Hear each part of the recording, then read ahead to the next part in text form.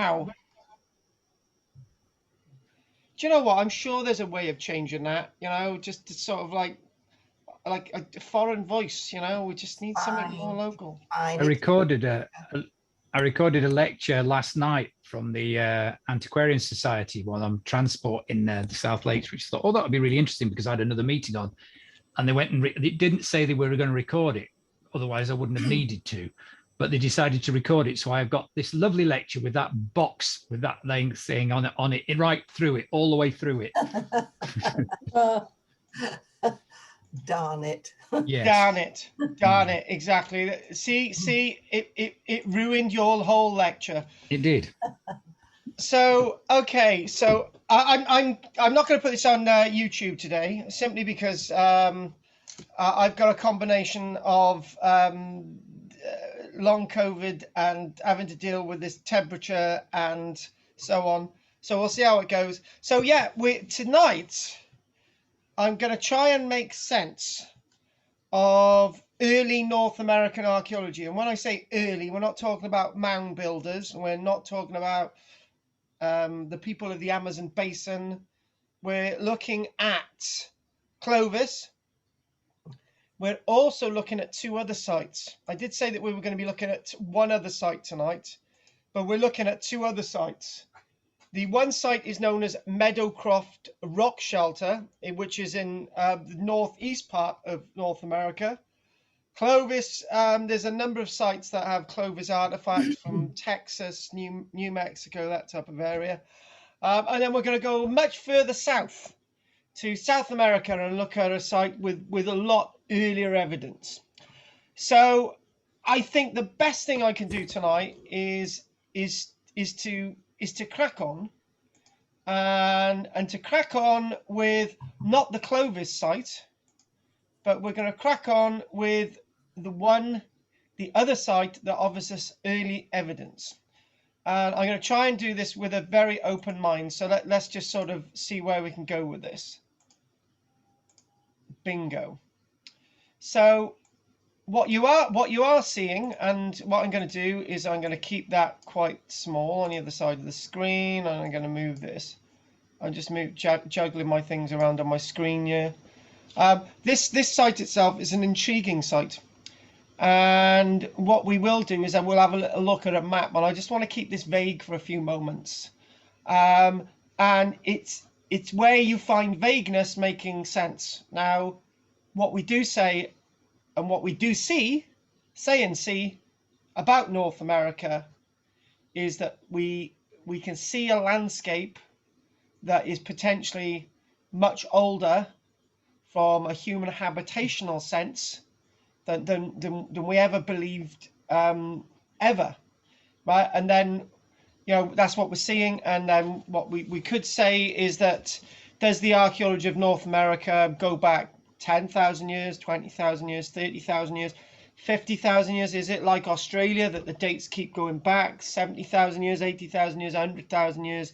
What's going on in North America and what's going on in South America, and why have you got so many great civilizations across this landscape? And one thing that springs to mind quite clearly now is the sense of disjointed civilization. And I just occurred to me then, disjointed civilization. So North America and South America are vast, like Eurasia. And like Eurasia, you could have one civilization there, and 1,000 miles away you could have another civilization, and you don't know of their existence. But when you look at Europe, for example, the supposed cradle of all those civilizations, Rome, Greece, the Etruscans, the Egyptians, the Hittites, we've done them, we don't need to go through the list. They're all in sort of a bowl. They're all sort of all together, and they've all got this sort of interlinking and sort of layer which is intermingled in another layer. And the writer Tim Ingold would refer that to as taskscapes, where everything's intermingled. So you've got a bit of Greek stuff and it sort of goes into the Roman period, and you've got a bit of Roman stuff that goes into the Muslim period, and you've got a bit of the Greek stuff still. That's called Tarscape, right? But when you look at North America and South America, it's almost as if it's isolated. You've got the people of the Inca with no real links with the Aztecs, or no links that we can see. The Chacapoya people in isolation from the Amazonian people, and all this. So it's very different from what we're seeing in Europe. And in a way, when they're looking at archaeology in North America, it is very like that, that you can have stuff going on in New Mexico, and it's other people coming from somewhere, and the people on the northeastern board of North America and by the Great Lakes have come from somewhere else. And I'm going to chuck it out there that some people believe that people moved over from Europe to North America, 10, 15, 16,000 years ago. And then people came to North America in regards to the Clovis site, Texas, New Mexico, and they got there 14,000 years ago. So where do the bloody people come from in South America that get there 10,000 years before these dates? All interesting stuff, very, very interesting stuff. So this is that site, Meadowcroft Rock Shelter, and it's basically that. What they've done is they've excavated underneath this sort of rock shelf, and finding that wonderful archaeology. So one thing that we do see with the Meadowcroft site really is, and how I'm going to do this today, I'm just going to remind myself, is I'm going to dart and look at a couple of things like this. Yeah, we're going to sort of look at this, and we're going to look at this, and then we're going to keep going. We're going to look at this plan again. We're going to go to this site, Pennsylvania, and we're going to look at these images and just darting through to show you what we've got coming up. And then we go to Pedra Furada, the Pedra Furada site that is really early archaeology. So I've just given away my slides there and what's really coming up. And there's some really interesting things coming up as well. So to sort of give you a little bit of a look at how we're going to do this site itself, let's sort of look at this. Is Pennsylvanian archaeology. So Native American archaeology, nice way to start. Not Indian archaeology, Native American archaeology. So what we do see is that some fairly early evidence of Pennsylvania comes to 16,000 years ago. It's 1,000 years before the word Clovis, the Clovis people. And you've already seen some of their evidence. It gives you a bit of an idea of those really nice worked chert and flint-like objects, So we've just mentioned them. We've just seen them.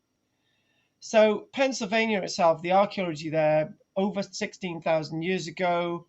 And this itself is a people developing from 16,000 years ago up until about 1700, when their sense of culture, their sense of the world is overrun by the incursions and intrusions, overwhelmed by the Europeans. So that sort of world, that sense of place that had operated for, if we want to do the quick maths here, over 15,000 odd years, was suddenly brought to an end when Europeans got there.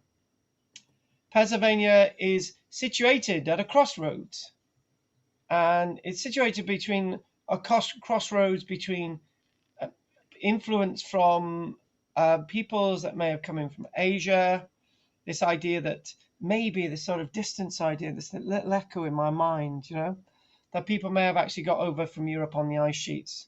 But if you dismiss that, you're dismissing how people got to North America from Asia by the ice sheets as well. So it's a nice little interesting start to sort of set the scene, to sort of give us food for thought, as it were. So what we're going to do is sort of and one thing that they do in North America is that the rock shelter site at Meadowcroft, and you've got, what they've done is they've built a museum over it, so you can actually go there and actually have a look at the archaeology. It's not backfilled, it's not covered up. You can very much see what's there. It's a museum, like the Clovis site. It's a museum that accessible for people to see the very early archaeology. And again, I'm always saying that we can always learn from other countries' archaeology. And one thing, and Jessica was there on the weekend with us at the land in Lampeter in West Wales. And when we were there, I was describing how our excavation is going to be run. There's going to be a shelter over it.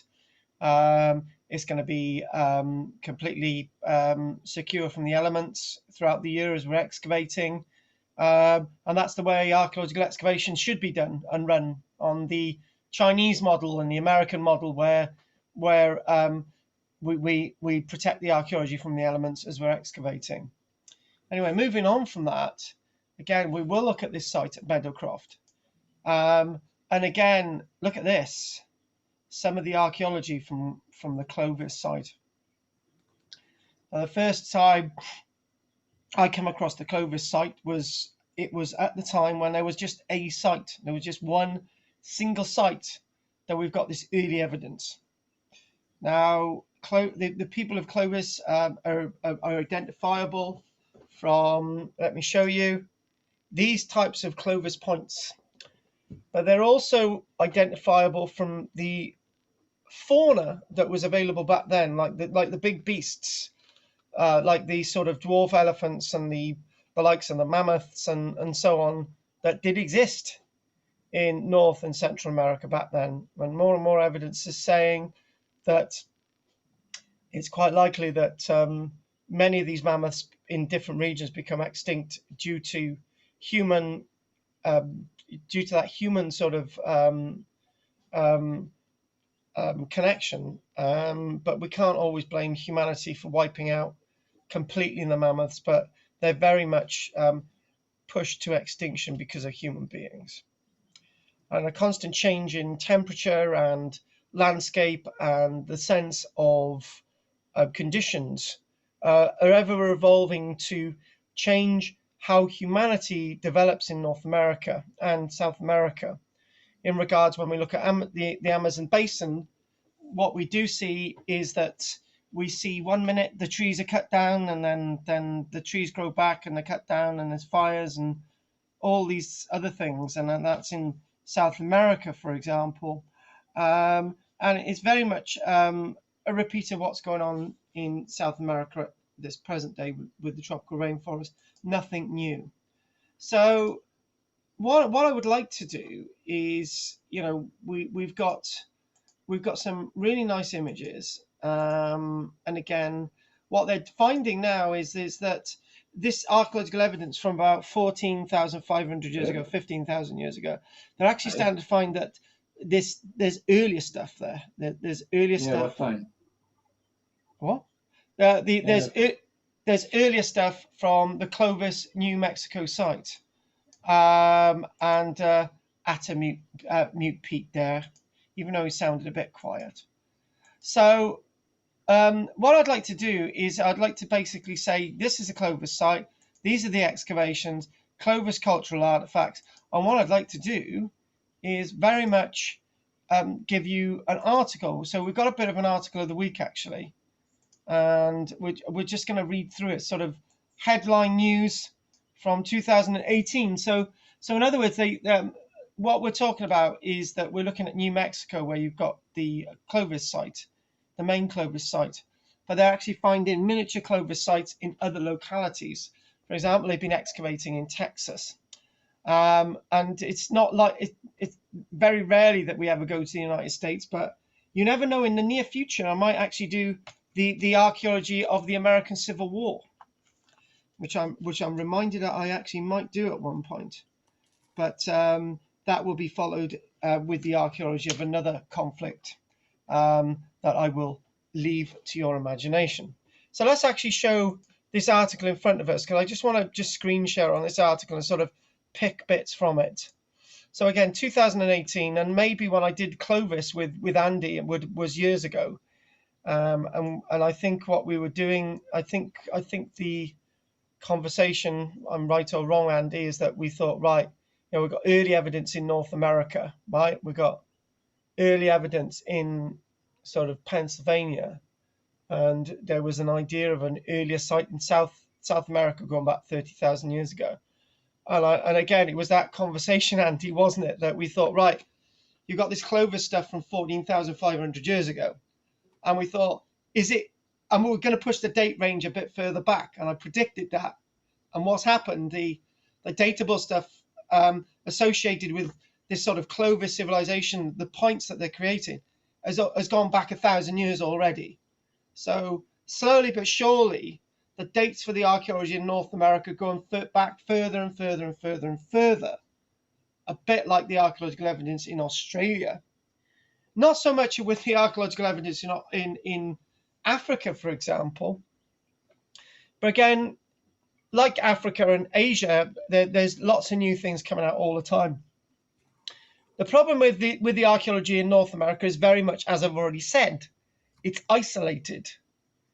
You're not gonna, living in Europe, what we do find is that we're a little bit more tight knit than we can imagine. And what I mean by that is that although you can go to places like the Brecon Beacons, and you can go to the Cairngorms, or you can go to somewhere like Dartmoor, if you keep walking, if you keep walking for a day, you'll come up with a house, you'll come up with a road, you'll come up with civilization. You can walk and walk in North America, and you're not going to find anything for days, if not weeks. That's how vast North America is. And the point being made there is that where we think we understand the archaeology in Britain, because of the vastness of archaeology in North and South America, there is by rates of times 10, times 100 more archaeology in North America and South America to be found than there ever could be in the likes of Great Britain or Germany or anywhere like that.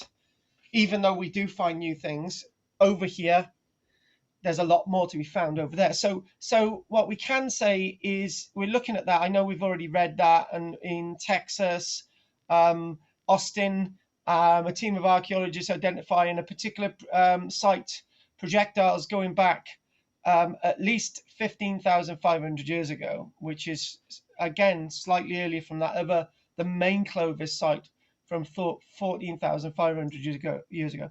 Typical there. It's known as a stemmed point. Typical, very, very typical. And again, this is hallmark archaeological evidence.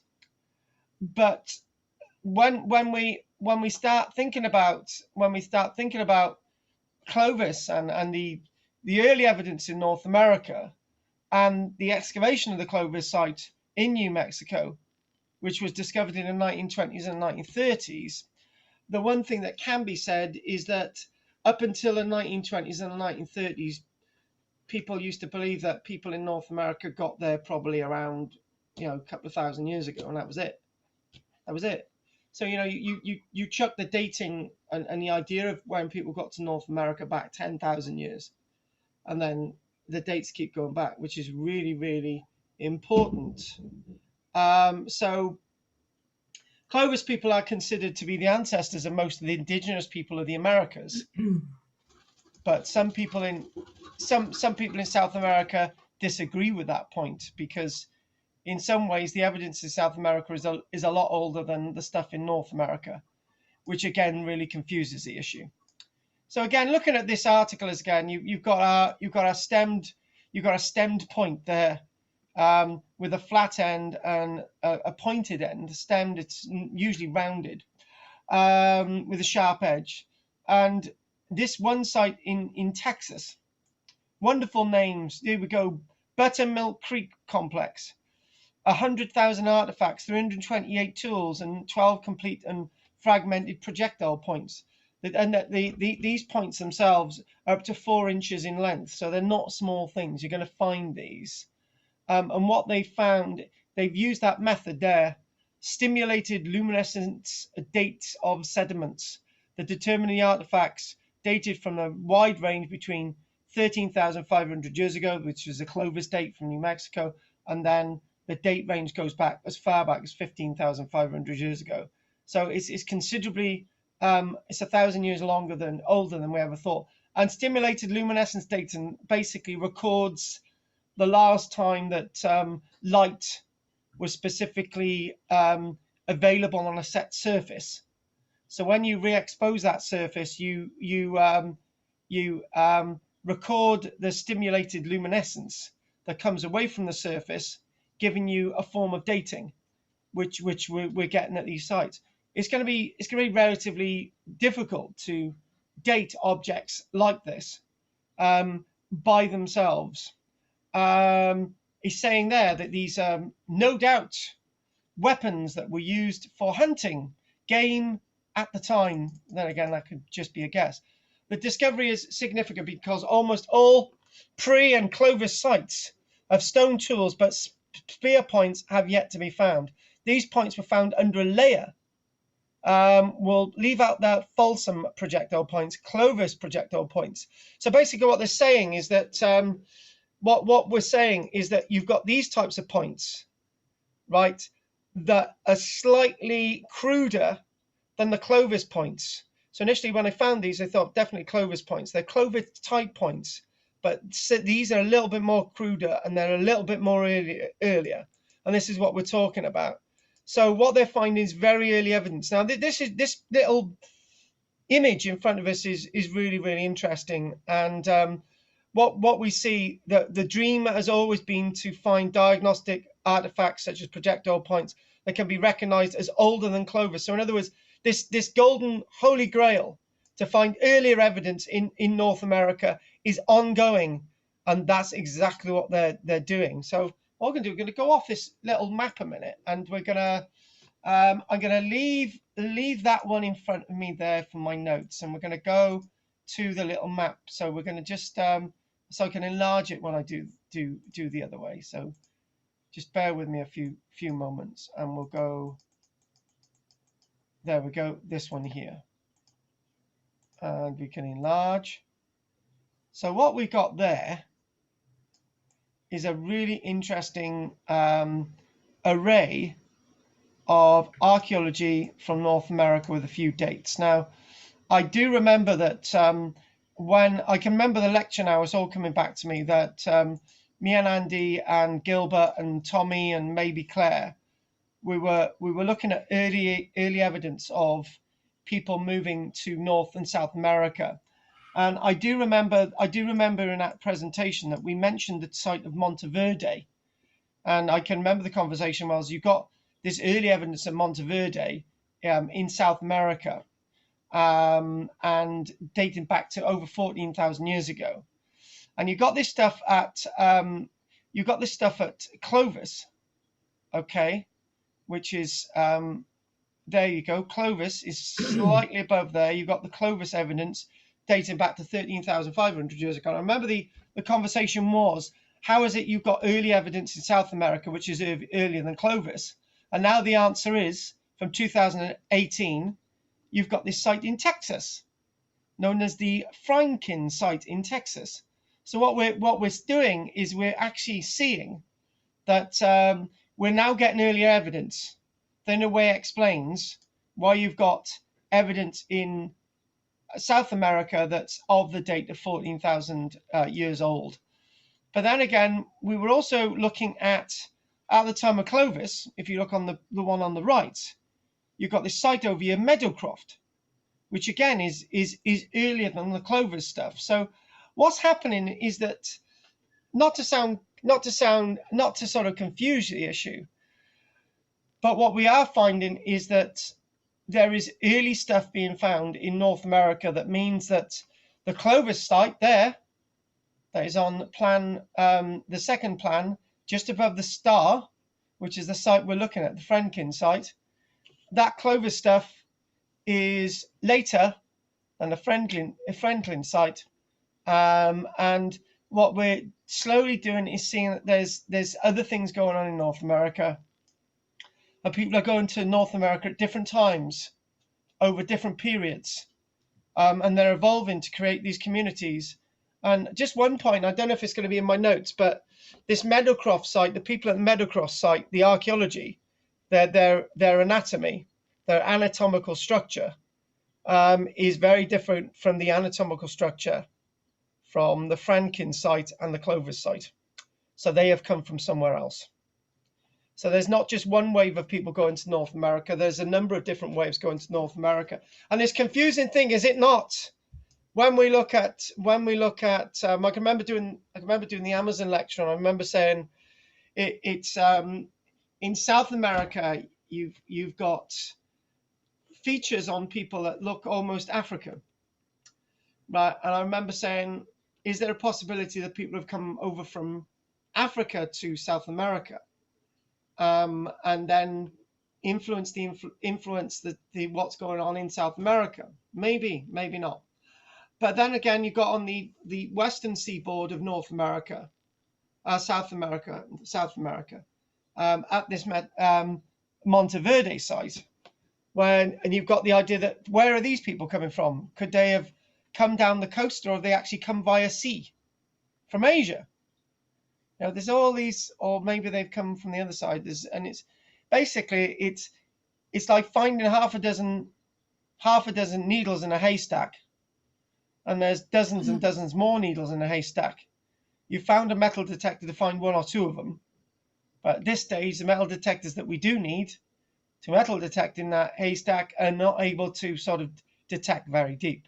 So eventually, we will get the answers, and the ideas and what we're understanding from North America is very much changing all the time.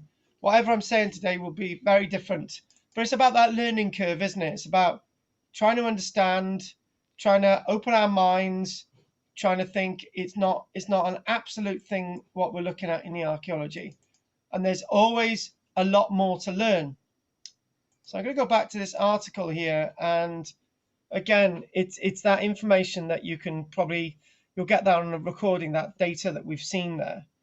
So the earliest people exploring the Americans used stemmed projectile points and traveled along the coast 16,000 years ago from the north, from Asia, it's saying, moved inland and reached the Franklin site in Texas.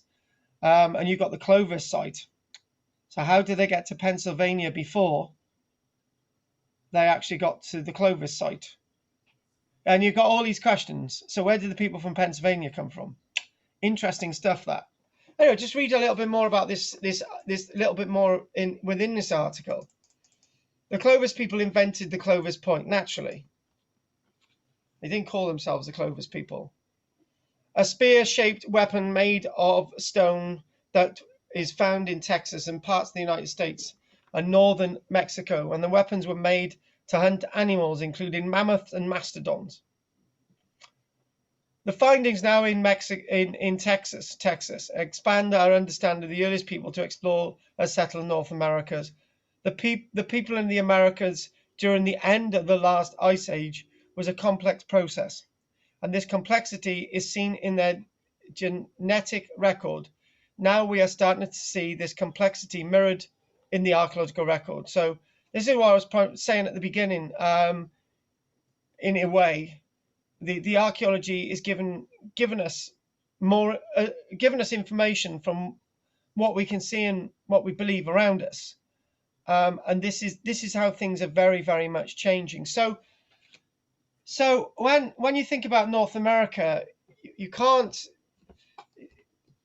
For me, it's not really a political issue, right? But to some people, it actually is. It's the idea that that people of a certain color skin have a right to be in North America, then another people go over to North America, they've got a right to be there. And then what you do find is a backdrop between the Europeans and people from Africa is that you've got people that have been in North America for thousands and thousands of years before people from Europe and Africa get there. And their archaeology needs to be respected. And I think the challenge is to try and put this all into perspective when we've got that wonderful set of archaeological evidence that we're all interested in today. So what I'd like to do now is I'd like to stop the screen share again, and we'll go there, and we'll go back a little bit, and it's just is what we've been looking at now. This is what we've been talking about. So this is the typical Clovis stuff from New Mexico. This was at one point. This is important. At one point, 1920s, 1930s, 2000, probably a little bit before that. The earliest evidence in North America was from this site, this Clovis site. There was nothing earlier. So all the experts said people got to North America 12,000 years ago. Then it was 13,000 years ago, and then 14,000 years ago. And now we're seeing that people got to North America a lot earlier than that, because what we're finding is earlier evidence that is a lot cruder than this, very similar to these points, but a lot more basic, not napped in this way, not the advanced stem points that you can see here, cruder stem points. And this when we see all this, we hope to be more enlightened. But again, this site was found by accident. How many more sets of archaeology are out there that can give us more of a clearer picture? And this is a broken example of a earlier or pre-Clovis point dating back to 15,500 years ago. And again, this Clovis site that people can actually go and see, and they can look at all the layers, and each of those layers are pages in a book, helping us understand this wonderful prehistoric life that evolves and changes over a very long period of time. Again, this is a Clovis site. So when you're looking at the earliest stuff at the Clovis, this main Clovis site in New Mexico, and not the one in Texas, dated back to 14,500 years ago. When you look at these pages in the book, it's so incredibly long ago, you can't get an idea of a concept of it. It's and if I can say this, it's like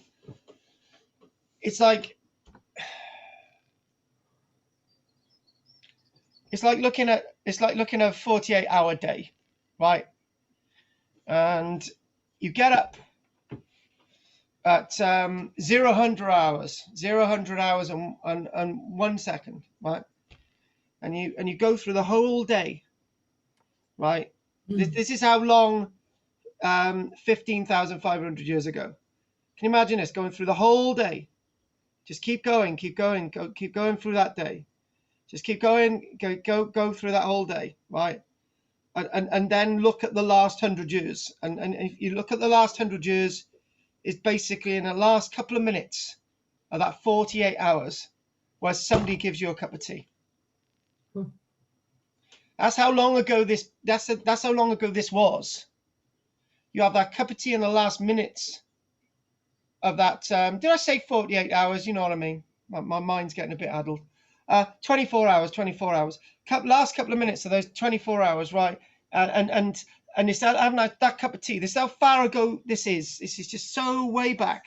So I'm putting a concept of a typical day, right? So what we do find is all those pages in a book, and trying to understand that is extremely complex. Just a Clovis point is good enough. Just or a butchered bit of bone. That's going to be in a layer, and these layers so very rich over that long length of time. What we do see, again, another image of some more of these animal bones. Most of these, a mastodon is like a small type of elephant, and you've got the mammoths, big tusks. And we're seeing lots of this evidence in there. I think that's some more of the skull bones here. And oh yeah, there's the lower mandible there as that's coming in, the lower mandible. So what we do have is bits of mammoth skulls here. That's what we're looking at. But they would have been smaller mammoths. They wouldn't have been as big as European mammoths. How did mammoths get there? Did they come over from Europe? If they come over from Europe, then human beings could have followed them. Or, this isn't Pennsylvania, is it? So what we then do, we think, did the mammoths come through the Chilean islands, between Alaska and Asia, because we've got evidence of some of the last mammoths on those islands dating back to 1,400 years ago, when it started completely dying out on those islands. There's last mammoths on the planet that actually come from there, right?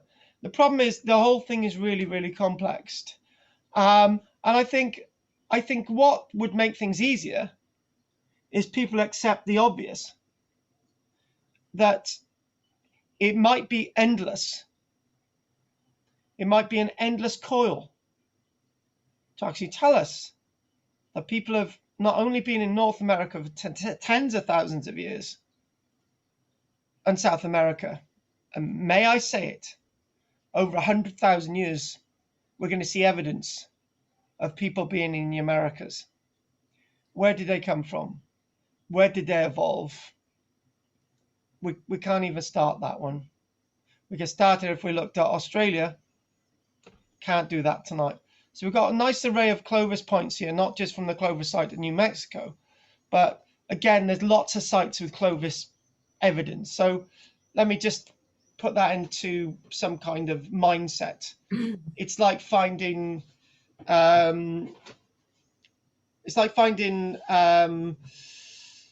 beaker pottery in France, and finding beaker pottery in Kent. It's all associated with one site that the beaker pottery was actually originally found at, but it's spread at all these different localities. That's what we're talking about, the Clovis pottery now. The Clovis, not pottery, the Clovis worked material, the Clovis worked stone. What we do have, we've got Clovis. There is some flint in North America, so that's good. So you've got flint, you've got obsidian, which is volcanic glass, which is usually the main material that weapons and arrowheads of things are made out of in North America. You've got chert, which is like a fairly soft sedimentary type flint object, which can also be used. Chalcedony as well, all sort of mineralized type of rock is all sort of used for these type of these types of tools and weapons. And again, this is rather interesting. This might actually be not Clovis. This might not even be from pre-Clovis, which is a little bit cruder. This could actually be from an early period again, and it's that idea. And the other thing as well is that this is from the Texas site, not the one in New Mexico. It's that idea that if you're seeing these types of objects, how did they evolve making these objects? You don't just turn up somewhere and say, "Oh, right, we'll start creating these wonderful tools." So again, it's that sort of evolution that we're actually seeing. So this would be from a spearhead. This would be a spearhead, and the ones on the right are broken arrowheads, where the tang there would be mounted, and the sharp point is no longer there. Again, that sort of pre-Clovis, this pre-Clovis point there. So what I'd like to probably do is, as you can probably tell, guys, I'm struggling a little bit, so I need to get some liquid. So, but what I'd like to do is I would like to just look at this.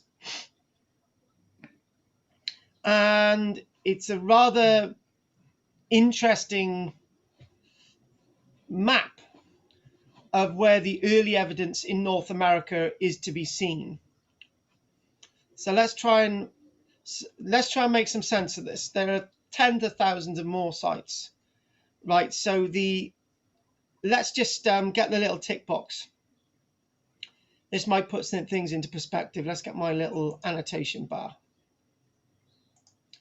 Right, so the early stuff in the North Americas, the very earliest stuff, probably work this out yourself, is from this site in Brazil at Tirapaya, and in Bluefish, which is in Alaska. Those are two sites from 20,000 years ago. Now, what's unusual is that there's not much difference in the date of the Bluefish site and the site in Brazil. And if you look at this, where's a site in there from 20,000 years ago? Nope, 19,000 years ago. And you're getting changes in climate again, yeah. And you've got a cold period again. And then the nearest site in date to those is one actually found in, if we change this now, I just want to change the color. So the nearest site to those dates is to be found at Topper, which is I think Florida, and you've got this Meadowcroft site. So looking at this, you're thinking, oh, hang on, there's something really, odd going on here. And the one that's actually missing from this is our Clovis site from 13,500, 14,500 years ago. You're looking at our site in Texas from 16,000 years ago, which is in fact coming in with that, isn't it? It's saying the same thing, 16,000 years ago. So the point I'm trying to make is that there's no correlation between these dates.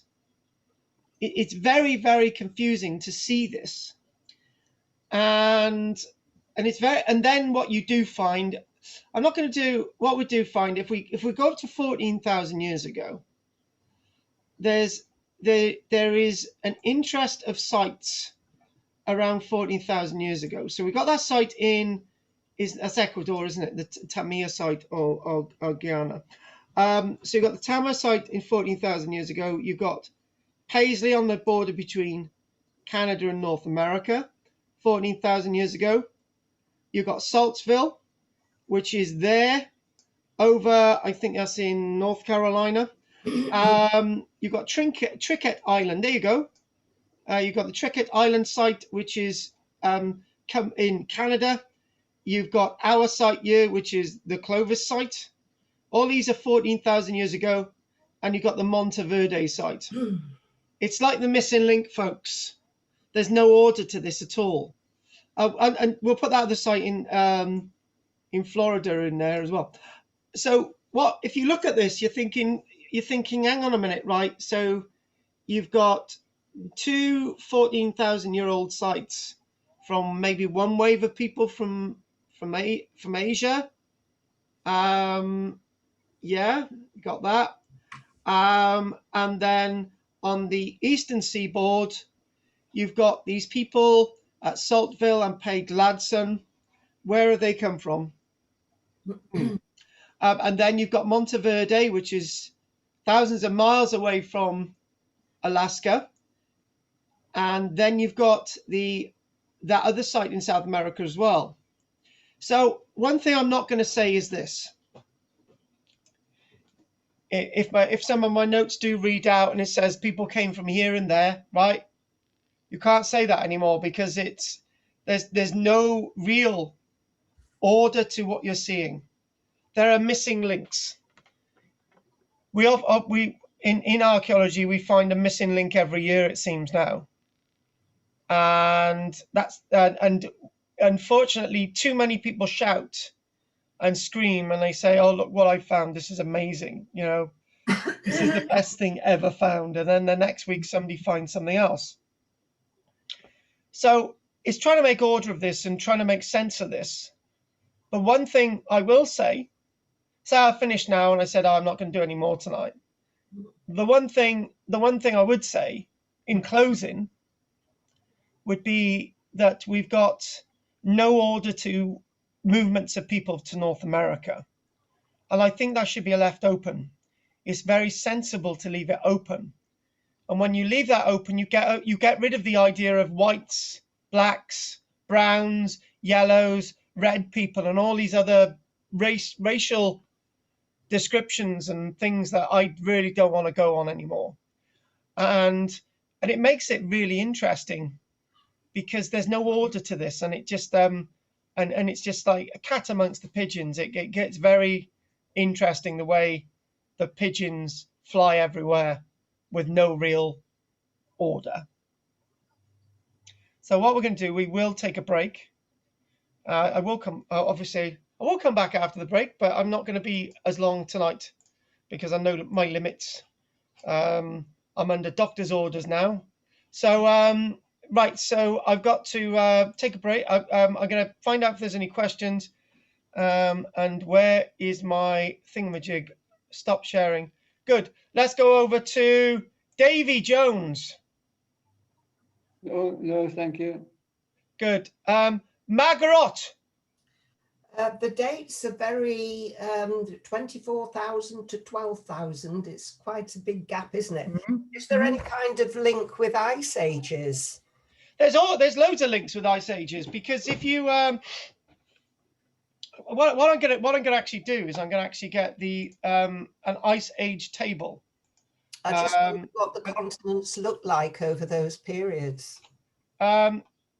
We're talking more in sort of the human sense.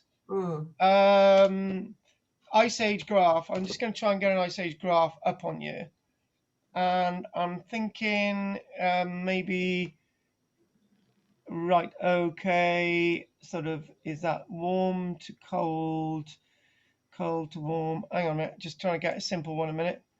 Ice core data and degrees. Ah, right, yeah, this is going to be interesting. So I'll share this one on the screen. Right, this is from ice core data to give you an idea of temperature. So let's just do this. May as well cut to the chase. There's no point guessing. So right, ice core data, Antarctic ice core data. Right, so what you can see is, if I get my annotation in here, and what you can see is that there's a massive temperature drop, the period that we're talking about, 20,000 years ago. You know, that's a massive temperature drop. But we've got people in South America. But, Margaret, we've still got people in North America. Yeah, so which is going to be colder. So that's not really helping us at all. Now, oh, go on. What we do see is that there's naturally an increase around, so we've got there, so we've got 10, 20. So there's an increase of people in around 14,000 years ago because of a massive increase in temperature. And and then what you do see is a little bit of a fall in temperature. You've got a little bit of a mini ice age, which more affects Europe more than anything. Right. So the ice core data is not really the ice core data is not really helping us much to understand why there are movements in people in North America. It's obviously got some significance. Yeah. But it's not really helping us to understand what's going on. This theory about people coming across on ice flows. Yes. Now, interestingly enough, you're only going to be able to get to North America from Europe. Yes. If it's really, really frozen, right? Exactly. And if you look at that there, that's minus 10 degrees. That's the average temperature, minus 10 degrees. So that might be enough to get some pack ice, at least in the very cold winter months, which could be up to minus 30 degrees, to actually get people from Europe to North America just. Yeah. But these would be very small populations. The same thing could be said about the Acheulean Islands, Bering Straits, where we do have evidence of people moving across that land bridge, but there is more of a land bridge than an ice bridge. That's the difference. Okay. Right. So anyway, let's crack on. Right. So Annie. When I looked at the map, it looked like the majority of that have been found. I mean, we don't know what's going to be found yet, but they seem to be in the clustered in coastal places. But there's a reason for that, Anne. I was going to say, is that because that where they'd arrive, or because some of them would be using sea? I don't know. Everything, all that's correct, but there's another reason. Yeah. It's probably because that's where the most archaeological work has been taking place. Oh, right. So okay, let me be a little bit sort of cynical, right? To excavate in the Nevada desert, Yeah. is bloody hot, Yeah. right? And to get the infrastructure out there to do an archaeological excavation, water and all the rest of it, it's easier to take a group of students to excavate, let's say, Bluefish, or Cactus Hill, or even at Meadowcroft, which is near the Great Lakes. So it's some of the Great Lakes. It's easier to excavate there than it would be inland. Except when you actually look at South America, the evidence in South America is much further inland. The Toca de Tirapaya site, that's hundreds of miles away from the coast. The Alvarado, the Tibito site, is hundreds of miles away from the coast. But then again, if you take those three sites out of the equation, the El Labrada and the Toca and the Lapa site, then the other sites in South America are along the coast. And I think it's a lot to do with where archaeologists are excavating. That's why the evidence is like that. Let me tell you this, right? Let me tell you this one, right? When years ago, people used to say that the Romans never ever got further into Cornwall past Exeter, right? And they never got into Wales beyond Carmarthen, and they never got into Wales before Brecon, right? We have identified not one but two forts in the Cornwall area since. We've even found up to 2 Roman villas in Cornwall over the past few years, when in fact none of the Romans never ever got past Exeter, right? But now we're finding them because archaeologists are working inland, right? And it's the same with Wales. When aerial reconnaissance is undertaken, now we're finding Roman villas all over the place. When I say all over the place, there's half a dozen, but they're all inland. You know what I'm saying, right? So they are being found. Yeah, Pete could say, there weren't many Romans in Cornwall. They didn't need to be because the Romans got the industry's already there. You just need to buy the tin and that's it. But there is Roman stuff going on in Cornwall, including a Roman access road that's going maybe all the way to Penzance.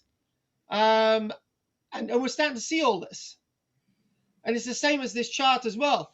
This site in Texas is not exactly on the beach. So you could actually say that that's further inland, and it like the Clovis site, that's much further inland. So anyway, any other questions, Andy? Yeah, I just have one kind of general one. I can't remember why they're called Clovis people. We're good. We will answer that after the break. Okay, thank you. But lovely otherwise, thanks. Big jumps, as everyone's pointed out. But it's just like you said, I'm sure we just haven't found the archaeology to go with it. So Andy, you remember that lecture we gave? There were 3 sites. Yeah. That's all there was. Yeah, and the dates weren't anywhere near as far back as that either, were they? I think the Monteverde site was, but these 2 others weren't. The Pennsylvania site was about... But it was very controversial though, wasn't it, at that point? Yeah, it was. Because they didn't like it. They didn't like it. And maybe the site of Pennsylvania might date back to 19,000 years ago. But that's very controversial. Yeah. Very controversial. Interesting stuff. Thank you. So, right. What about Pete? Well, as you say, a lot of these, when you say they're away from the coast, they're quite close to the coast. That people may have landed on the coast and then moved inland looking for food, etc., or animals or whatever. Now, when you think about the crossing of the oceans by things like the Kon-Tiki, that was there. That was put on to show how people could actually move without on rafts Yes. through the ocean currents. Yeah. And the Seven Little Sisters, they did the same thing. I agree. I do agree. Yeah, you're right. So so if nobody else has got anything else to say, Andy or Jessica, I will have a break. And that's what we're going to do. Okay, break time. I'm gonna stop the mic so you can all talk about Margaret's dyed hair. Oh, thank you. Put the thing on.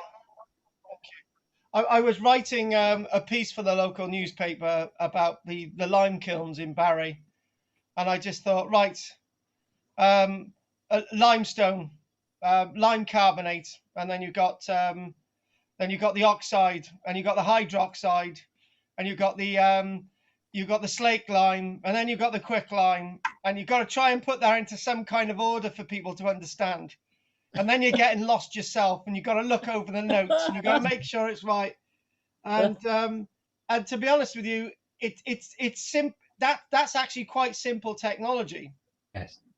That's very simple technology. That is so simple, right? But you build houses out of it. You use it in medicine. You use it in, but it's so simple, right? But and then you go on to the other technology of mobile phone. Do you know what? I've told myself, like some people, lots of people believe in God. I've told myself that the only way I'm communicating to you now, to explain it, is because somehow we're telepathically linked, because I cannot get my head around it. because I am saying something that you are hearing now, right? My image you are seeing now. There's no other way I can explain it. How does, right? This is the thing, right? This is connected via a lead, right? Yeah. But I could so easily connect it to my phone, right? Yeah. So the lead's not connected in there by lead. It's going through my phone. So this gives this internet access to the computer from here with no leads. You see no leads, right? Yeah. And then this then goes up there, and then it goes down there. How does that work? Well, it's not a cloud in sight. It's all down to Marconi on Flatholm Island. Yeah, absolutely. But Marconi's dead, and I can't even ask him. Well, is he? Yeah. Oh, look, I've had this thing today about Adolf Hitler, right? I thought God. Yeah. Adolf Hitler must have survived Berlin on the 31st of April because his Iron Cross second class and his Iron Cross first class, nobody knows where they went. And those are the only two things that he kept with him all the time. So what happened to those objects? Surely, if he was dead, they would have found them. Right, that's a convincing argument. Because thank you, Andy. I'm glad you're convinced that he survived. Yeah. But the thing is, it's that nuance, isn't it? Right? Yeah. Of all the most important things, everyone says, "Oh," boils it down to a medal. Yeah. Just something so simple. I boiled it down to one simple issue, right? His awards in the First World War, right? Where are they? Tell you what, if you can convince me they're in a junk shop in Berlin, right? I believe he was killed. He committed suicide, and then I'm convinced. Yeah, the computer thing though is like, it's noughts and ones on a a binary system, right? No. Well, it's an on-off thing. It is, I can get my head around that. I can understand that. Yeah. It's very, it's very complicated on the scale that we're using it now. But when you get into the quantum ones, it's noughts and ones, and then they said, and it's all the other alternatives in between. And I'm going, what? What are you talking about? That's when I just went, oh, don't understand anymore. But you would do eventually if you really studied it every day. Yeah, but you'd have to study that every day. Giving me the intelligence to do that, possibly, but maybe not. I suppose, if you're only looking mathematically, you could have less than one, can't you?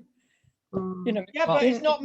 No, sorry, it's not but you're not quite mathematical. going to negatives, though, are you? That's the, No. yeah. No, well, I don't think so. The point- binary or system point- is Or supposed to be simple. isn't it? 0.09 or something. The Yeah. 0.09 or something is less than 1. Isn't Well, it? maybe that's what they're talking about. Yeah, it could be. Hang on, It could hang be. on. Stop a minute, Anne, right? How the hell? Yeah, that's fine. I love what you're saying. It's great. But how the hell does this mean you can hear me? Oh yeah. Oh, Lord, Yeah. no, I have no idea. Yeah, exactly. Your argument's All fallen I down. can do Yeah. is count from 0 to 1 in bits. Yes, Which exactly. is possible. And which then is it's air possible. movement. We can hear you because of air movement. How does that come down a wire? And the other thing as well is Pete's deliberately winding me up with his stupid T-shirts every week, right? But why can't I see the word Celts as idiots? You know why? Oh, Do you know what I mean? Do you know what I mean? It's like why can't I? You know, okay, he's got the word Celts there, right? Why am I seeing the word Celts? What makes the words Celts on there? I'm sorry. Yeah. well, that's not digital, though. That's how your eyes work. And hearing things is how your ears work, which is biological. Which Margaret's is had enough. She's gone off. David's fallen asleep. Yeah, Right. that's it. Okay. If you Anyway, mate. faster than the speed of light, would you meet yourself coming back? Oh, yeah. And also, if you run around the corner really fast, you could heat water up. Right? Can I? Right. Isn't there an H.G. Wells story about that? About the guy who could move very fast and he ended up smouldering because the friction on his clothes got too hot. I think it's H.G. Wells. It might be Jules Verne, but I think it's H.G. Wells' short story. Hey, look, I want to do this. We're gonna do some migrational stuff, right? Yeah. Which sort of disagrees with lots of. No, I haven't really said anything, have I? So that's No. fine. And we got a DNA thing quickly that we're going to do. I Good. want to do this because I don't want to spend all night on this. I want to be finished by 22. Studies of the mitochondrial DNA of First Nation Native Americans, published in 2007, suggest that the people of the New World may have diverged genetically from Siberians as early as 20,000 years, far earlier than the standard theory suggests. According to one alternative theory, that the Pacific coast of America may have been free of ice, allowing the first peoples in North America to come down this route prior to the formation of the ice-free corridor in the continental interior. So in other words, they come across land rather than along the coast, right? Yeah, so in one way you need ice to get there, the next way you don't. And if you don't have ice, you can move better. Anyway, no evidence has yet been found to support this hypothesis, except the genetic analysis of coastal marine life indicates diverse fauna persisting in throughout the Pleistocene ice ages. So that's the later ice ages in Alaska and British Columbia. And these are like the common foods that these types of Aboriginal people would have eaten, we think.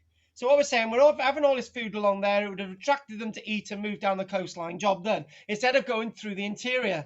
Are you working any of this out yet? Because I'm not. Some early sites on the coast, for example, in British Columbia, exhibit marine focus on foods from an early point with substantial cultural continuity. So in other words, there's evidence of lots of flora and fauna. Obviously, people are eating it. There's association with human beings of that flora and fauna and eating it. That's obvious that they would have taken those routes to actually gain access to the rest of North and South America. At this point, I'm going to talk about a radio interview I heard the other day. They said if you look at a woman, her DNA as having XX, and a man is XY. But if you've got XYY, then the man's more aggressive. And when you've got an XXY, then the woman's more aggressive. Got it? Brilliant. Now we're going to do DNA. In February 2004, I remember that from a 2-hour program. In February 2 hours, that's good though. I learned something. In February 2014, researchers reported on their DNA, which is your XXs and your YYs. But a man can't be two Ys. What? He can't be two YYs. He's got to be an X and a Y. So the DNA analysis of the remains of Anzik Boy from Montana, the oldest skeleton found in the Americas, are dated to the 14th of October, at 515, 12,600 years ago. They found the mitochondrial DNA to be a very rare lineage, which is associated with Native Americans. This was the same as the mitochondrial DNA associated with current coastal populations in North and South America. So in other words, what they're saying is that most people must have come from one root. So that knocks out anyone coming from Europe and anyone coming from Africa and Timbuktu. The study team suggests, it could have come from Timbuktu, couldn't they? Never mind. The study team suggests that finding this genetic evidence so far inland shows the current distribution of genetic markers are not necessarily indicative of movement or distribution of peoples in the past. So in other words, any information that they got isn't really helping us much, right? Now, this guy that they found, this Anzac boy, as a Y haplotype. So, Bob, remember the Y? So you've got an X and a Y. The Y represents the male, right? And he's got the Y haplotype. Further testing found that this boy from Montana was most closely related to Native American populations today. Oh my God. And this goes back to 12,600 years ago. Does that make any sense? Good. I hope so, because we're moving on. Right. So what we're going to do now, we're going to go back with this chart. Andy wanted that. I gave it to him. He's shaking his head. His head's gone. Right. So what I'd like to do now, I would like to, this is one of those really nice Clovis points. You know, it's probably a very early Clovis point, and it goes into that Texas sort of period from beyond 15,500 years ago. The site that we're going to look at now is Pennsylvania, right? So there's Pennsylvania. I remember Pennsylvania from the only way of learning about America is watching American elections, particularly the ones where things go awry, like Pennsylvania, which was going to be a Republican state until it went full turkey and went to Biden. So this is how I know where Pennsylvania is, right?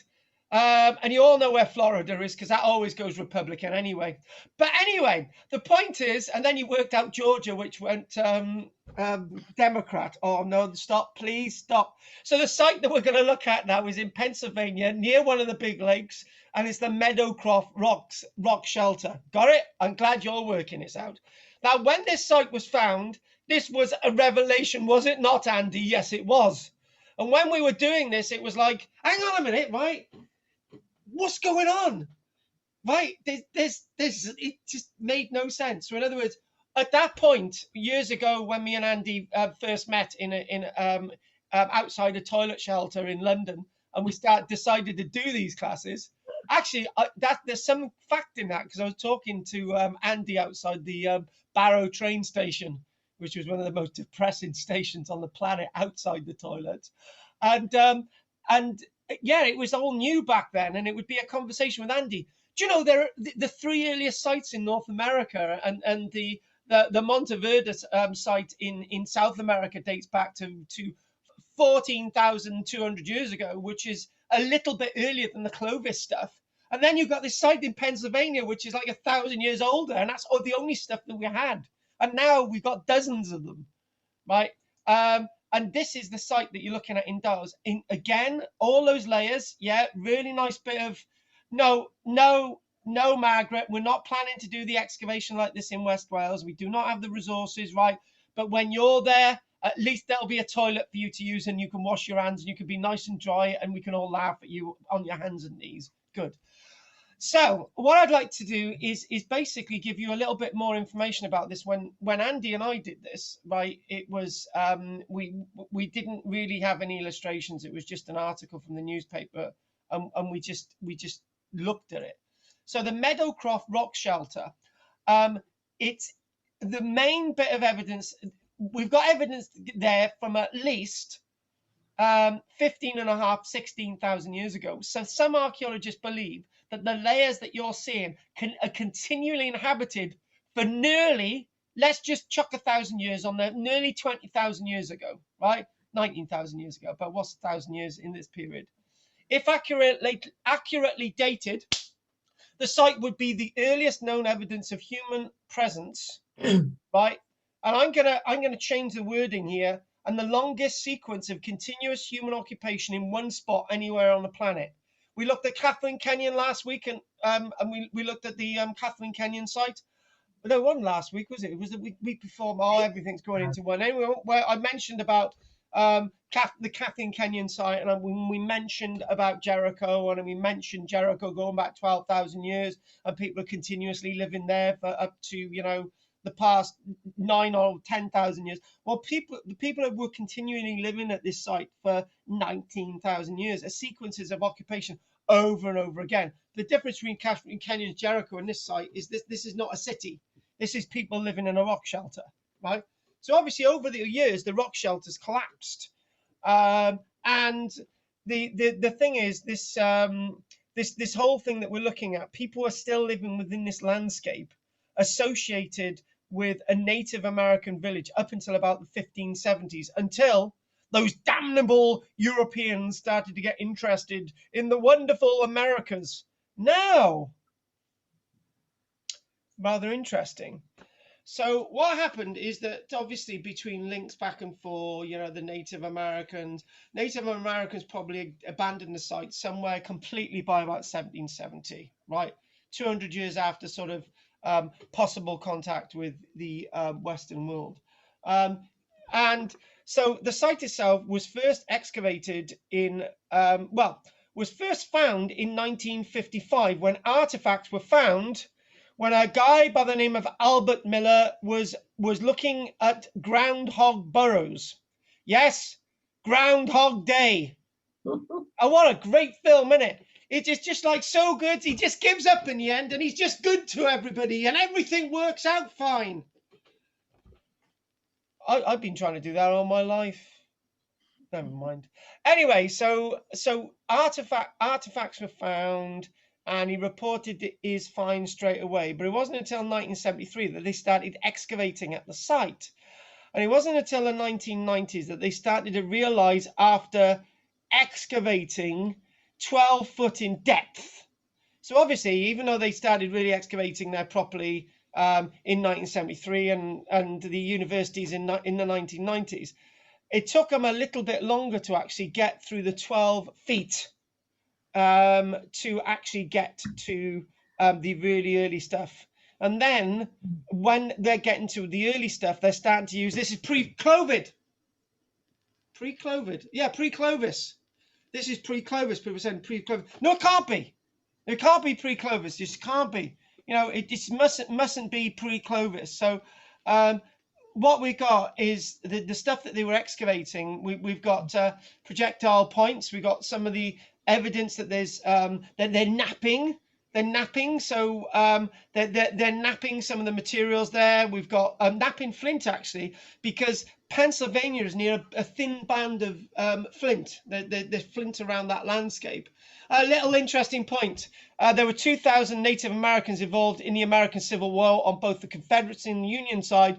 And lots of them would have been from this area, fighting for either side. And they were used, and they would still be using bows and arrows. So it's very difficult to date lots of, well, the early stuff is easier to date. But because arrows in North America are still being used into the period of the American Civil War and beyond, it's very difficult to get dating evidence for lots of this archaeology. But the earlier stuff, they're able to get archaeological evidence. So Meadowcroft has also revealed the largest collection of flora and fauna remains ever recovered from a location in eastern North America. So this is the bee's knees, but there's a big but there. Big but. Probably they probably haven't found these types of sites before, because if any of you know about anything about North America is heavily occupied on the eastern side. If you forget about Florida, right? Texas, yeah, but you know, there's lots of desert there. So there are lots of archaeological evidence may have been missed. Remember the Detroit evidence when we were looking at the mound builders and lots of the mounds were destroyed and all the rest of it? Yeah, Idaho, yeah, all gone, right? So all that evidence is naturally being lost. It's quite likely that there's lots of other evidence and all that's become lost as well. Now, interestingly enough,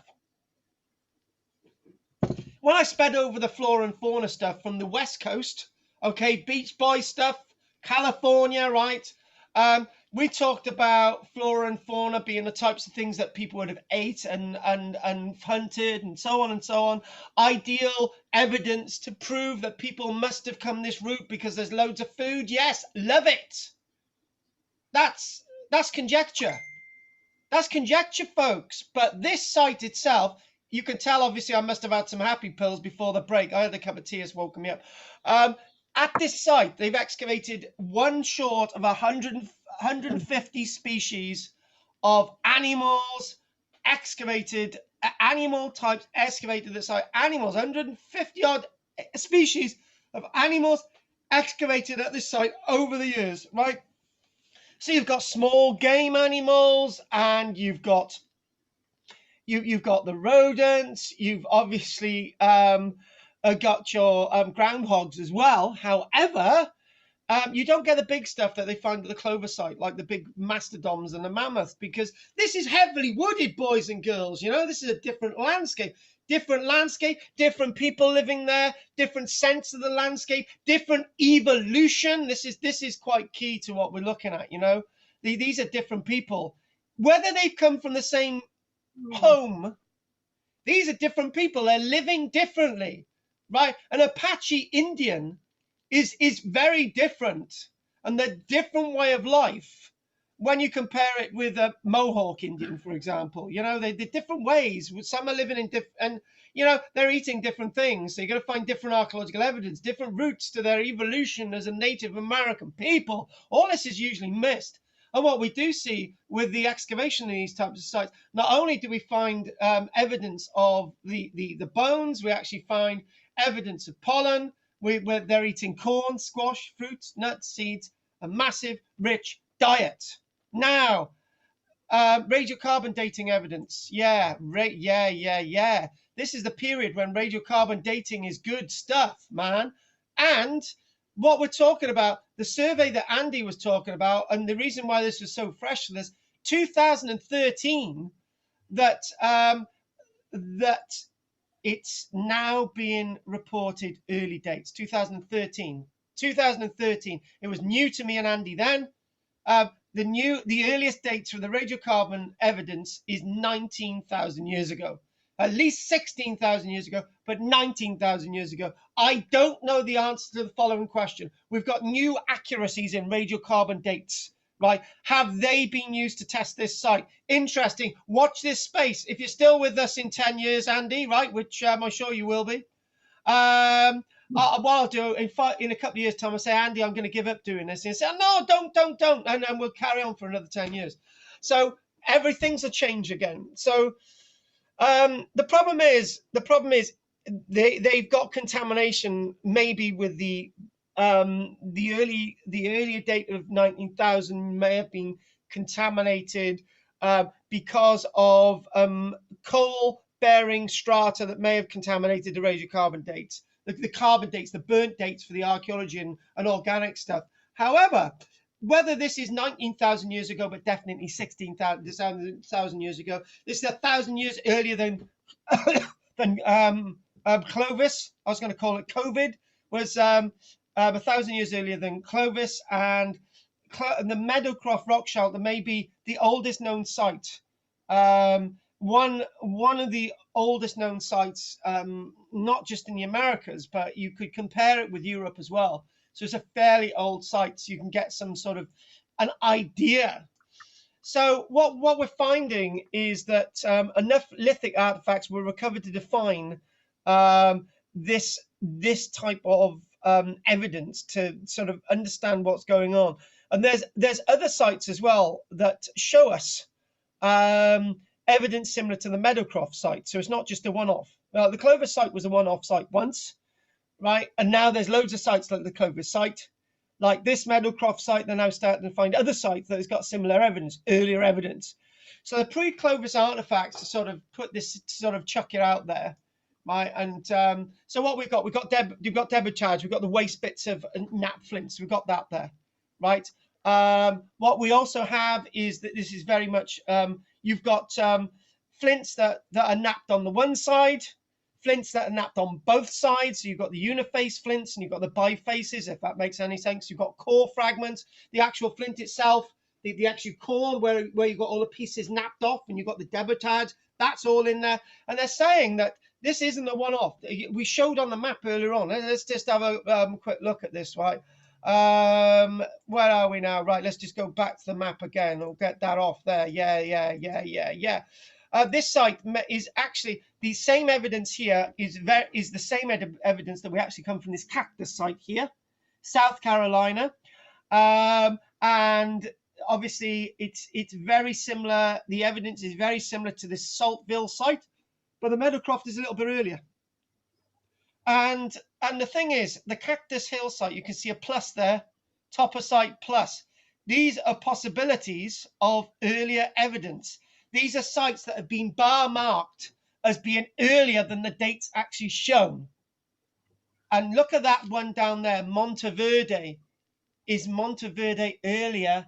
I've been saying it's 14,200 years ago, 14,800 years ago, right? Is that earlier? Now, all this really, really interesting stuff coming to the surface, but I need to crack on to see where we can go. So again, this site as well, we'll go in there, and there's basically what it is. Over time, the rock shelter's collapsing and conserving and preserving some of the archaeology there. So you lift up some of the rubbles, you get rubble, and you get some other artifacts, maybe the odd set of human remains, somebody who's died, and all these other things as well. And there's a question I haven't actually answered from Andy, which I'll put that's a little bit more relevant in a minute. So one thing to be said about this site is it's massively important and it's massively complex in understanding the North Americas. So in other words, what we're talking about now is that we've got to do this in a respectful way. North America and South America are probably 100 years behind our archaeology. I don't mean that in technical skill, because that's wrong, because North American archaeologists are a lot better skilled than British archaeologists, a lot better equipped, and their health and safety is a lot better, right? But in regards to the numbers of sites that they excavate and able to get the correlation of archaeological sites in North America and South America, we're a little bit behind. So we need to sort of understand all this a little bit more. These sites are actually protected. There are actually first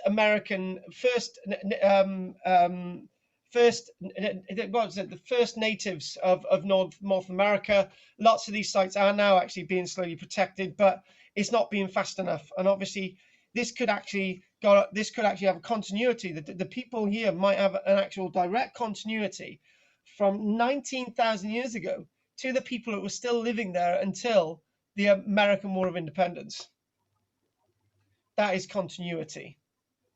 I don't think many peoples on the planet can say that. Okay, Australians, yeah. But this is really, really interesting stuff. So obviously the idea of the Clovis people, they've obviously moved on, climatic changes and all the rest of it. So what I'd like to do now, I've done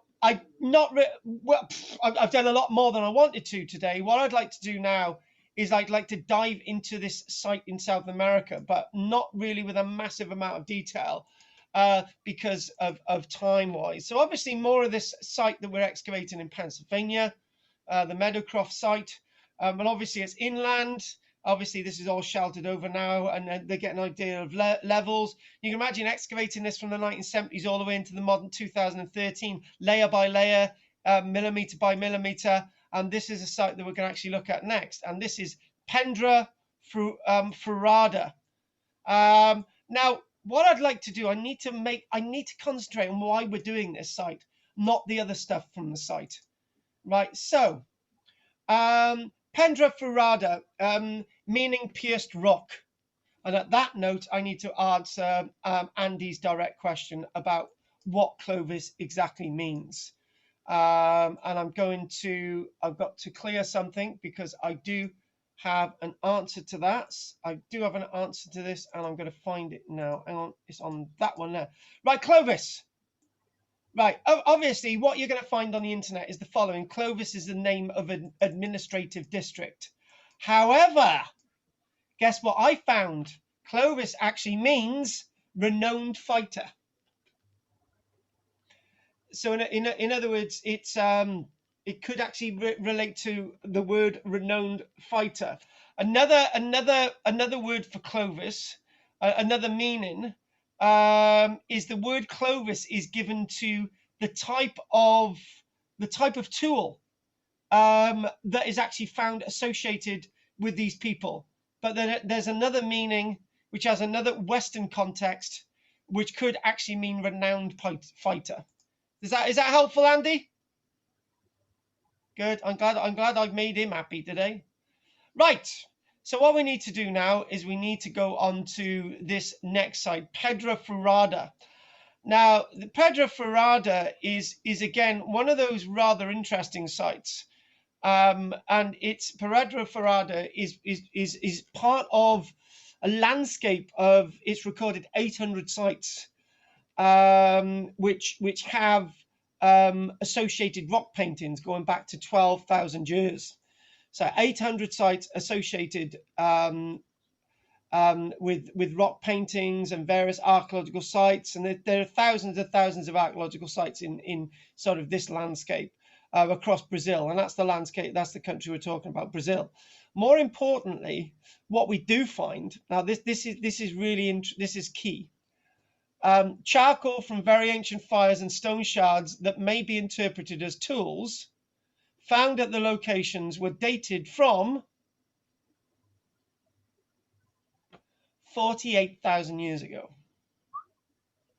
Now, let's just finish the sentence. To 48,000 years ago to 32,000 years ago, suggesting a possibility of a human presence tens of thousands of years prior to the arrival of the Clovis people in North America. Now, drum roll. I read that very carefully. It said, more importantly, charcoal from very ancient fires, that could be from any period, natural fires. So we put that in a box. Stone shards that have been interpreted as tools. It could quite have been easy that there may have been stones lying around. Temperature got really hot. The stones exploded, given the signs that those stones may have been worked by man. They may have been tools, but that could actually be evidence. On archaeological sites, Andy knows this, I'm sure, that when archaeologists are excavating and they come across layers and they come across burnt layers, we always say those burnt layers are evidence of human beings being there. Every single time. We don't need anything else. No other evidence. Human beings started that fire every single time. We have natural fires, folks. Yes. So we got the radiocarbon dated evidence 48,000 years ago. But what we do definitely find is that we've got real archaeological evidence from 12,000 years ago. And nearby that other site that I showed you on the map, that site, more recently the site of Toca da Tirapeia, that site that we showed you earlier on, and I'm just going to quickly go on to my doodads again. Toca Peia. There we go, Toca Peia. This is at near our site that we're mentioning now. Okay, so we've got the Toca Peia. This is very near the Toca Peia site, dating back to 22,000 years ago. So what we're saying, we're looking at possibility of an earlier site that predates this by 20,000 years. Toca Peia site is actually very ancient. Is very, very ancient. 8,000 years before Clovis. And the other thing as well is you put that into perspective with Monteverde as well in Chile. There are other sites as well. There's when you look at this vast landscape, we're still touching the top of a very, very tall pyramid, right? Very, very tall pyramid, where we're just trying to understand whether it is a pyramid. Well, you know, metaphorically, you can imagine this as a pyramid of information. We're just getting some stuff off the surface and trying to understand what's below. This is what we're talking about. The archaeology here is extremely complicated, right? So what I'm going to do now is so obviously the controversy, you know, it's also said, some archaeologists are arguing that it's early evidence of forms of advanced monkeys that were capable of smashing stones together. Modern monkeys, the capuchin monkeys, for example, able to smash stones together and bury them in the ground, which could be naturally interpreted as shape stones being used by human beings, Homo sapiens. The other thing as well is It could be that the monkeys actually created those fires. The fact of the matter is, I think this is massively intriguing. We do have evidence of 22,000 years ago within the vicinity, but the Pedra Furada site is the site that we're going to really understand a lot more over the next few years. So what I'd like to do now, finally, let's look a little bit more about Clovis, and then, folks, we're going to have to call it a day. I had no idea this would be so interesting and there'd be so much information in this today. There we go, the Pedra Furada site, and we've got, this isn't early rock art, but there is rock art within the vicinity dating back to 12,000 years ago. There you go. That rock art itself is reminiscent of stuff from the Sudan that we looked at, the border between Sudan and Egypt. There it is, beautiful there. Very, you could say this rock art is very similar to stuff in Australia, but again, that's not relevant to our lecture today. But what we are going to do finally is go back to Clovis. Just a little bit more information about Clovis. Try to close on Clovis because Andy's going to be saying, I wanted a lot more about Clovis today. Sorry, Andy, you haven't had it. But what we'd like to do is just sort of give you a little bit of a bit more of an appraisal. So our Clovis site itself, what we do find is that the precise radiocarbon dates from Clovis take us back to 13,200 years before present, right?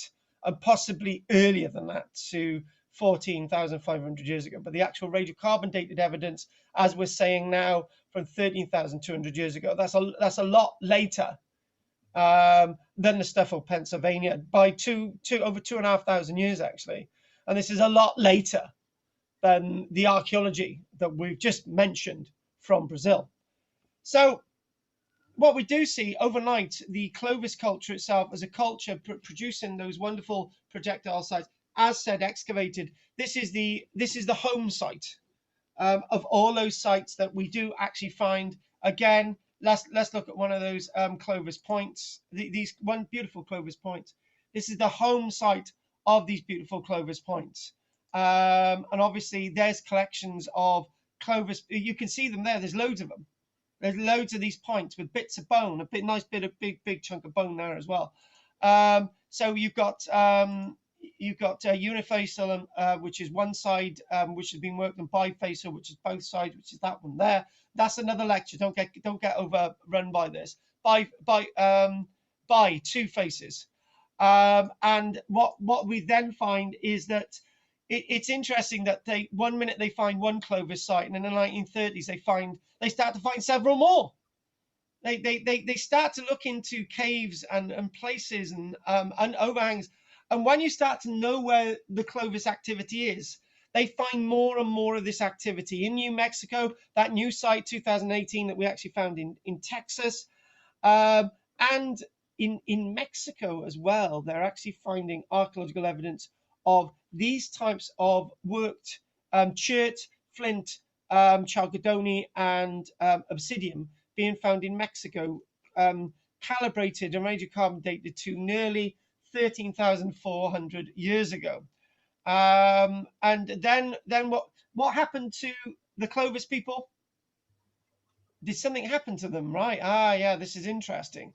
This is very interesting, right? Very interesting point. Forget about the dates. Forget about all that, right?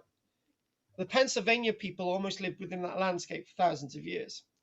But the Clovis people, New Mexico, Texas, Mexico, maybe over to Arizona, that we see with the people of Mesa Verde thousands of years later.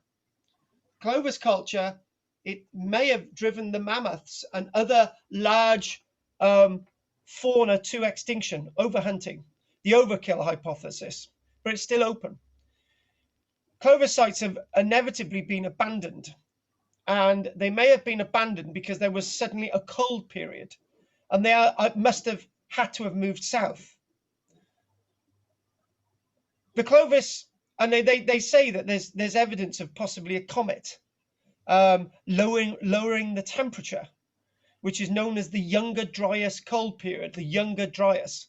is the name given for that cold period, which I mentioned. We looked at that chart earlier on, which is very useful, Margaret, because it puts into perspective. No, we had a little sort of dip in the temperature. That's called the Younger Dryas, which was a cold period, which may have seen the Clovis sites abandoned and people moved elsewhere. This is what we're seeing in the Greenland ice cores. But people inevitably remained within the Pennsylvanian landscape. How was Clovis found? How was the site found? Well, somebody actually was wandering along one day and found a skeleton of a very large American bison in 1908. And I thought, oh, that's interesting. Cool. So when they excavated there to find more bison, they actually found that some of the bison had showed signs of being killed by human beings, because one was actually found with what's known as a fulsum point embedded in the bones of one of these extinct bisons. So one of the heads, one of the shaped heads, which was created by these people in the past, was actually found in one of the remains of the skeleton. So they actually knew that they were actually onto something quite positive. And people just kept excavating there into the 1930s. And also finally in this Montana cave, we mentioned that Montana cave, that bayou was known as Anzik.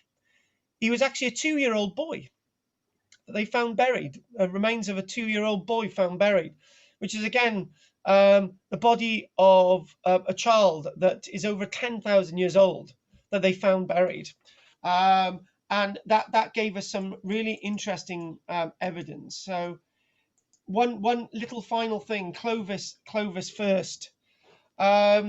It's very likely that the Clovis people are the direct ancestors of roughly 80% of all living Native American populations in both North and South America. 80%. Right, okay, that means there's 20%. Right. In addition, this DNA analysis affirmed genetic connections back to ancestral peoples of Northeast Asia. This adds weight to the theory that people migrated across a land bridge from Siberia to North America, but there's still 20% still to be understood. 20% bit of oddness in the DNA. So, known as Clovis first, the predominant hypothesis among archaeologists in the latter part of the 1900s had been that the people associated with the Clovis culture were the first inhabitants of the Americas. The primary support for this was that no solid evidence of pre-Clovis human habitation had been found. But now we're getting loads of it. We're getting loads of pre-Clovis stuff. Buttermilk Creek in Texas that was started off pre-Clovis stuff. So in other words, what we're talking about is not everything is derived from this sort of background with this Clovis site. Coastal migration route that they're talking about, which we've already mentioned, suggests that the people got via Siberia, and obviously we've got that link. 80% of everybody seems to come from Siberia. However, and we're going to end on this one, there's another hypothesis known as the Saltrine hypothesis, which was bandied around in 1999, suggests that the Clovis people could have inherited technology from the Saltrine people. What does the Saltrine name sound like? It sounds French, doesn't it? People who lived in southern Europe 21,000 years ago, and who created the first Stone Age artwork in present-day southern France. The link suggests, by the similarity in technology between the projectile points of the Saltrines and those found at Clovis and pre-Clovis sites. Its proponents point to tools found at various pre-Clovis sites in eastern North America. And the other so it could be said that people came from France. There's also, these tools are very similar to modern Inuit people, and tools that have been found associated with Inuits over the years. So what we're saying is that it could be a chance that 20% of the DNA has actually come from Europe. But finally, a primary critic of the Saltine hypothesis points to the theoretical difficulty of an ocean crossing. We said there was a difficulty. And it's been responded. There's a very specific subset of Saltine who formed the parent group that adapted to a marine environment and eventually made it across North America ice front to colonize the east coast of the Americas, and that this group may not have shared. So what they're saying is people actually come from Europe. They settled in North America.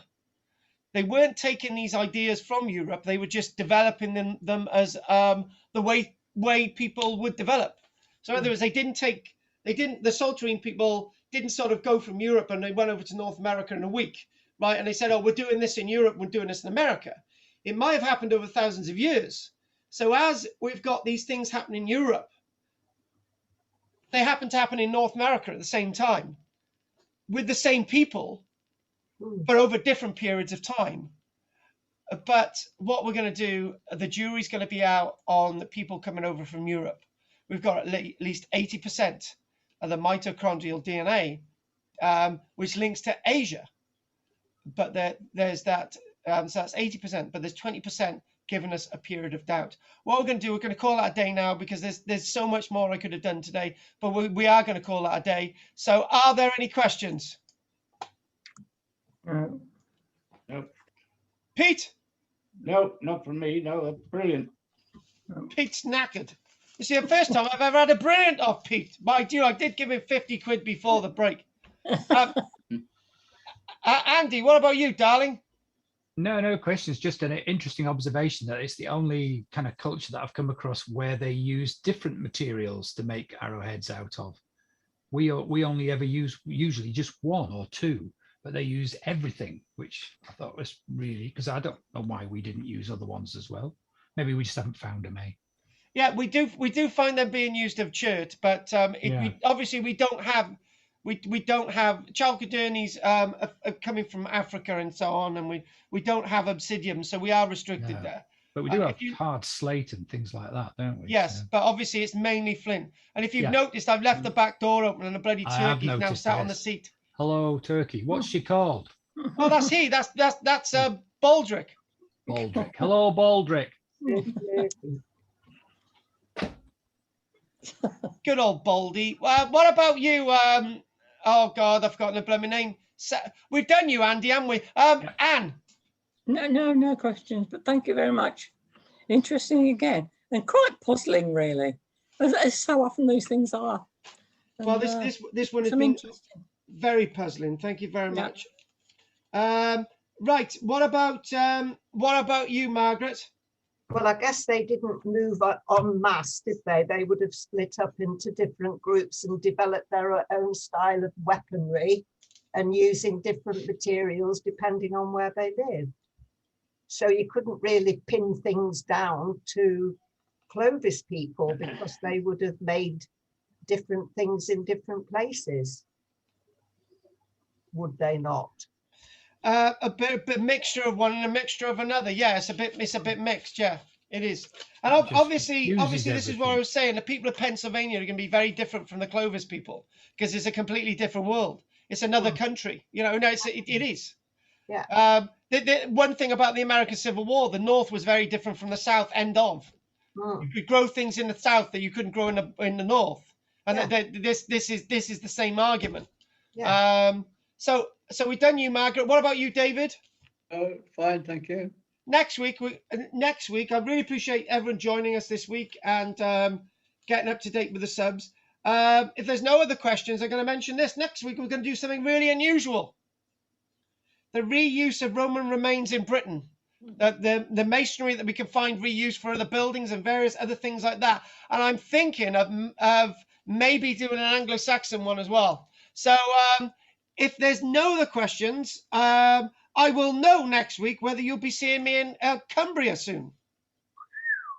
In the and by the way, Archaeology Cymru's got a new van.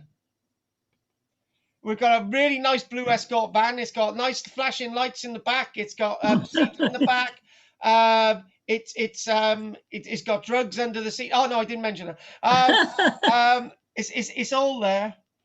And Jess says good night. She says laptop is about to die, and I am looking forward to looking for my charger as we speak. So Jess says good night. So what I'm going to do, thank you very much. That was a very intriguing one. Next week is going to be very, very odd, but next week keeps in with that early medieval stuff. It's going to be very unusual next week, and I might actually do the Anglo-Saxon one the following fortnight, so that'll be good. So thank you very much, Pete, and Margaret and David and Andy. If anyone wants a quick chat about anything at the end, fair enough. And you, Jessica. If not, thank you very much. See you soon. Yep. Bye-bye. Bye, everybody. Bye-bye, lovely. Oh, good one. Bye, everyone. Thank you very much. Thank you. Thank you. Oh, believe me, and I know. And with Turkey, I can do some tidying up now massively.